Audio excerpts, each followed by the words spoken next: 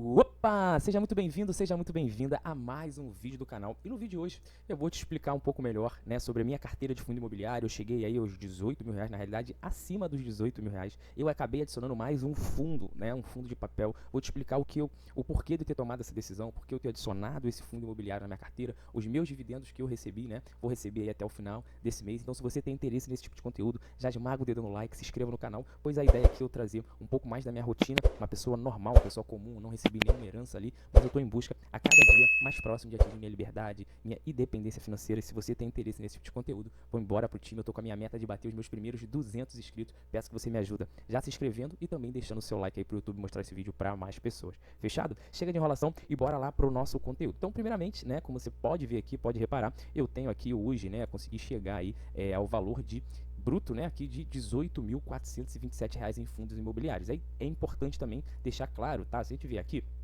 em resumo, é importante deixar claro o seguinte: hoje eu tenho aqui, né, 100% em fundos imobiliários, mas eu tenho valor investidos em outras classes de ativo, tá? A minha carteira pública no canal é só de fundos imobiliários, então eu tenho outras classes de ativo, tem tesouro direto, renda fixa, ETF, mas eu gosto de compartilhar aqui a questão dos fundos imobiliários. E o que eu recomendo também é que você nunca coloque todos os ovos dentro da mesma cesta, então é importante você ponderar ali. Então, só para esclarecer que eu não tenho aqui 100% dos meus investimentos em fundos imobiliários, e também para esclarecer desde já que aqui não tem nenhuma recomendação de compra nem de venda de nenhum ativo, legal? Então vamos lá, galera. Primeira coisa, né, como vocês podem ver aqui, né, a gente vem, né, nessa crescente aqui, né, dos aportes aí, um aprendizado já desde o início que é muito importante, tá? Principalmente no início, né, até os seus primeiros ali 100, 150 mil reais, eu acredito que seja muito forte, muito importante você vir aportando. Então, se a gente reparar aqui na minha escadinha de investimento, observe que a cada mês eu venho colocando mais dinheiro, então a gente vê essa escada crescente aqui, tá? Falando dos fundos imobiliários hoje que eu tenho, tá, em carteira, esses aqui são os fundos imobiliários que eu tenho hoje, né? Que é o XP LG11, XPML11, MXRF11, HGR11, BTLG11. E eu adicionei essa semana o GBRY11, tá? Que é um fundo de papel. Eu vou te explicar cada detalhe, um dos motivos, o porquê que eu adicionei esse fundo aqui na minha carteira. Então eu vou te explicar detalhadamente. E aí aqui a gente consegue ver também os valores, né? Então o que eu tenho hoje, a maior posição é o XPLG11, que foi o primeiro fundo que eu comecei a comprar, mas eu não estou aportando mais nele. Então o dinheiro a rentabilidade que ele me gera, eu vou reinvestindo em outros fundos, né? Hoje eu criei uma regra que para mim é de que eu só invisto 40% ali, até 40%, perdão, até 4 mil reais em fundo imobiliário, em um determinado fundo imobiliário. Então, ou seja, passou de 4 mil reais eu não invisto. Esses dois aqui, tanto o XP LG11 e o XP ML11, tá? Eles ultrapassaram porque eu já tinha investido neles, né? Então não vou tirar esse capital,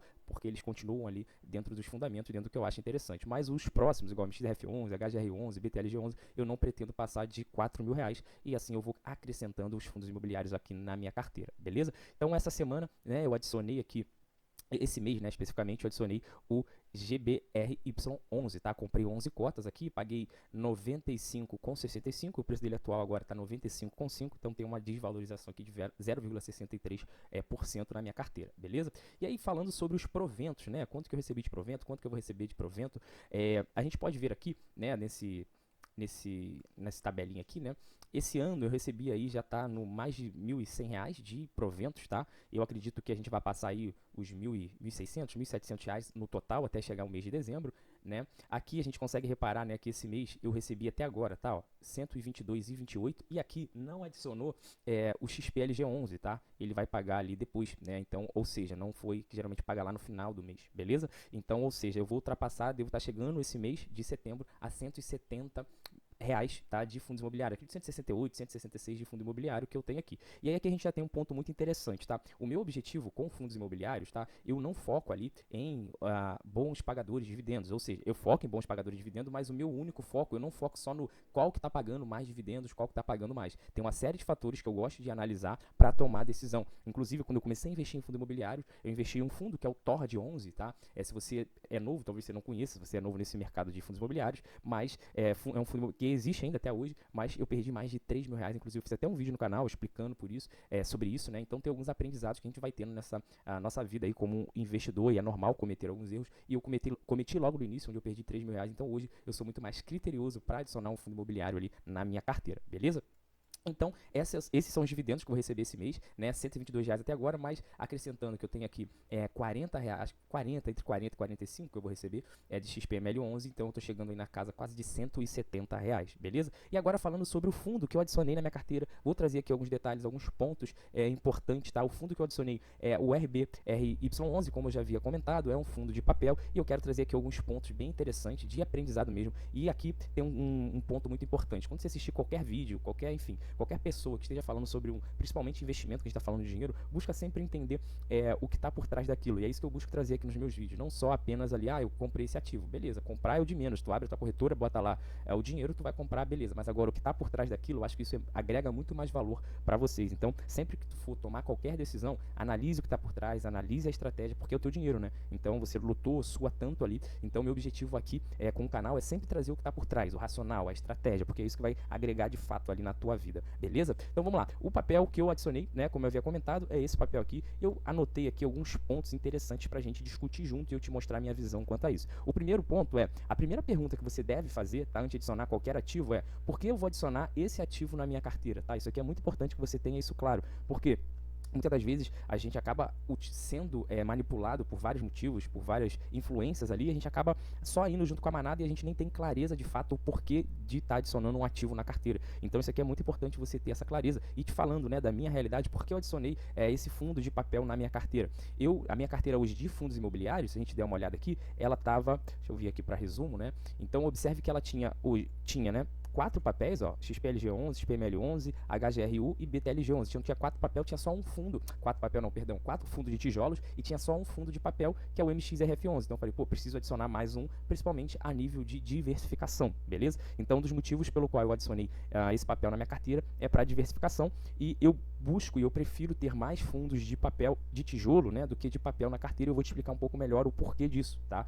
Beleza, então o primeiro ponto eu adicionei esse ativo na minha carteira com o objetivo de diversificar, porque eu tinha ali algumas classes de ativo de tijolo e papel só tinha um, então eu queria acrescentar mais um ali, beleza? O segundo ponto é uma observação aqui importante, e até um desses motivos eu não invisto tanto em papel, prefiro ter a maior parte em tijolo, é basicamente que o fundo de papel, ele não reajusta, né, ou valoriza como os fundos de tijolos. Como assim? O fundo de papel nada mais é do que uma dívida, então, ou seja, você empresta dinheiro para você receber um prêmio, só que ele é atrelado ali diretamente ao ramo, ao setor imobiliário, beleza? Show de bola. E qual a diferença dele do papel para o tijolo, né? Basicamente, o tijolo você tem o quê? Você tem um imóvel. Então, quando você investe num fundo de shopping, existe aquele imóvel. E com o passar do tempo, o que vai acontecer com aquele imóvel? Ele vai valorizar. Então, ou seja, hoje, esse shopping aqui, essa loja, ela está avaliada em R$ 1 milhão. Um exemplo, daqui a 2 anos, daqui a 5 anos, daqui a 10 anos, vai ter uma outra análise e a tendência aqui, ela seja avaliada, por exemplo, em R$ 1.200.000, R$ 1.500.000, beleza. Então, ou seja, houve essa valorização patrimonial daquele imóvel. Já o fundo de papel não tem isso, porque a gente não tem algo em espécie, não tem algo específico ali, né, para a gente conseguir ter essa valorização. Então, aqui a gente tem um ponto muito interessante de se entender, e mais, como não tem essa valorização patrimonial, teoricamente, né, isso não existe uma regra absoluta também dos investimentos, é muito importante a gente entender isso, mas, ao meu ver, é importante que você reinvista boa parte. Eu reinvisto hoje 100%, mas os fundos de papel, é importante que você sempre reinvista uma parte maior ali dos seus dividendos. Por quê? Porque ele não vai se valorizar. Então, por exemplo, se eu coloquei lá R$ 100, teoricamente, a lógica é que aqueles R$ 100 que eu coloquei, daqui a 10 anos, não tem nada que vá fazer ele valorizar. Pode ser que a cota suba, isso sim, pode acontecer. Mas o que eu quero dizer é que, falando ali nominalmente, né, a gente não tem algo que a gente consiga identificar e mensurar como nos fundos de tijolos. Então, ou seja, se eu coloquei R$ 100 lá, eu preciso pegar uma parte do meu reinvestimento, colocar lá, porque esses R$ 100 investido ali naquele fundo de papel vai virar 105, porque eu reinvesti mais um pouco. Peguei o rendimento, reinvesti mais um pouco, chegou a 110. Então, isso aqui é um ponto muito interessante de se entender, porque muitas das vezes a gente acaba olhando ali só os dividendos, né? Muita gente acaba olhando só os dividendos, esse está pagando mais, esse está pagando menos. Beleza, tu vai pegar aqueles dividendos, mas tem que entender que muitas das vezes o teu valor ali patrimonial, ele não está valorizando, porque não tem uma espécie, não tem não tem um ambiente físico para poder valorizar aquilo, beleza? Agora um outro ponto, né? Falando-se de fundo de papel, que é uma observação interessante para se entender antes de adicionar um fundo de papel na carteira, qual índice esse fundo vai seguir? Como assim, Luan? O fundo de papel, como eu falei anteriormente, ele é uma dívida, beleza? Agora, as dívidas dentro daquele, geralmente ele vai ter ali, ou ele vai ser híbrido ali, misto, né? Podemos dizer assim, que ele vai estar um pouco no IPCA, um pouco no CDI, ou ele vai ser predominantemente ou IPCA ou CDI. Existe alguns outros índices ali, mas hoje, na grande maioria das vezes, você vai ver ali, ele é atrelado a algum desses dois, ou IPCA, né? Ou ao o CDI. Beleza. Geralmente, eu prefiro, né, ou ter, por exemplo, eu tenho um fundo de papel que ele é 100% ali, 100% não, mas a grande maioria dele, ele é atrelado ao CDI e o outro é atrelado ao IPCA, enfim. E esse fundo de papel que eu adicionei na carteira, ele tem 97%. Eu vou abrir ali o relatório para você dar uma olhada e entender um pouco melhor, até mesmo para você identificar alguns pontos que eu acredito ser bem interessante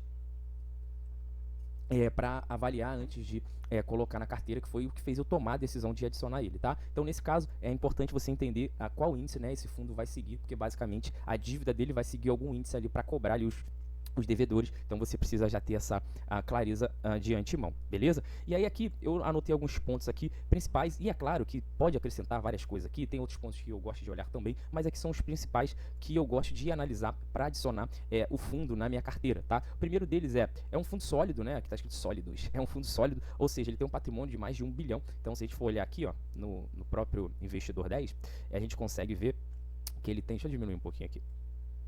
Beleza. A gente consegue ver, ó, patrimônio dele. Cadê o patrimônio? Estava aqui agora. Aqui embaixo, espera aí, galera. Aqui a gente consegue ver no número de cotista, aqui, ó, o valor patrimonial, a gente tem 1,25 bilhões, né? Então, ou seja, é um fundo grande, isso é bem interessante, eu gosto de ver isso, tá? Um outro ponto que me fez tomar essa decisão também, ele é bem diversificado. E aí, um ponto muito interessante para a gente entender, tanto para fundo de papel quanto para fundo de tijolo, né? É muito importante, eu gosto principalmente de sempre diversificar. Por quê? De fundos que tenham ali ser bem diversificado. Porque se sei lá, alguém deixou de pagar, no caso do fundo de tijolo, né? Algum inquilino deixou de pagar, como ele tem vários ativos, aquilo ali não vai fazer não vai trazer um resultado negativo tão grande, né? Agora, se ele é concentrado, por exemplo, ele tem 3 inquilinos e um deixou de pagar, a gente está falando de 33% da receita. Um exemplo, ele tem 3 dívidas aqui, né? E uma pessoa deixou de pagar, um credor ali, um devedor, né? Não pagou, deixou, ou seja, você tem 33% a menos de receita entrando ali na receita ali do fundo. Isso com certeza vai influenciar pagamento de dividendos e várias outras coisas, tá? Então eu gosto que os fundos sejam bem diversificados. Então aqui a gente tem um relatório de performance do fundo, tá? Então aqui para você, se você não sabe, né? Você pode entrar aí no Investidor 10, aí você vai vir aqui, ó, pesquisar, tem a lupinha, tá? Você consegue pesquisar o nome aqui, ó, tá vendo a lupinha aqui na parte superior, você vai botar o nome do ativo, beleza. Aqui no final, ó, tem alguns documentos que eles disponibilizam, então o relatório gerencial, geralmente é esse que eu gosto de analisar. Então você olha aqui o relatório gerencial, ó, beleza, aqui a gente tem alguns pontos interessantes que eu gosto de analisar, ó. Aqui a gente tem, ó, o patrimônio líquido, a gente já tinha conseguido ver lá, mas beleza. Aí aqui a gente tem, ó, a indexação da carteira, aquilo que eu tinha falado anteriormente, ó. Observe que esse fundo, ele tem 97% dele em CDI, então, ou seja, ele é majoritariamente ali o que predomina as dívidas deles é o CDI, tá? E aí aqui a gente tem também um outro ponto que eu gosto de analisar também. Qual é o prêmio, né, que ele está buscando? Qual é o prêmio que eu vou conseguir ter de retorno? Então ele está me dizendo aqui que é CDI mais 4,47% e IPCA mais 9,71%. O que é isso aqui? Ou seja, o CDI, então, por exemplo, se o CDI tiver 5, beleza, então ele vai buscar, né, um pagamento, um bônus ali por aquela dívida, né? É um CDI mais 4,47%, beleza? Se o CDI tiver 5, um exemplo, né? Tiver 5 mais 4,47 e o IPCA, que é basicamente ali, como está a inflação, mais 9,71%. E o que eu gosto de comparar aqui, tá? Importante.